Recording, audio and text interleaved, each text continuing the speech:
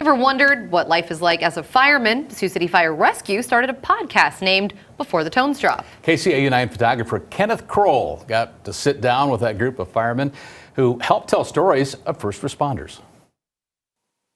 Podcast. I'm your host, Ben Moorhead, with me, my co-host, Devin Shipper, Phil Marchand.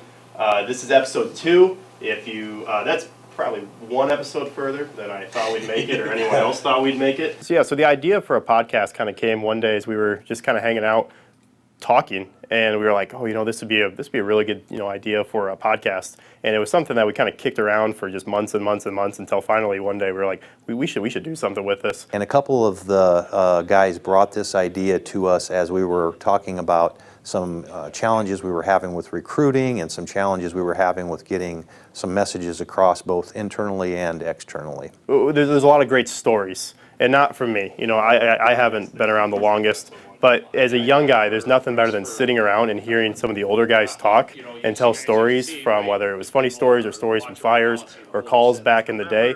Guys with 20, 30 years in this department, that's what, as a young guy, is the best to listen to. I mean, every guy that's on that podcast is one of those people that just puts extra effort into the department.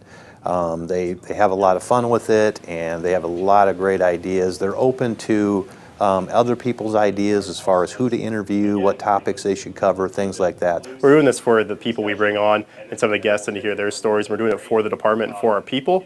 But absolutely, it's always tough when you put yourself out there, especially in front of your coworkers. But we're hoping what we can bring to them they're going to like, and it's something that they can be proud of as well. Yeah.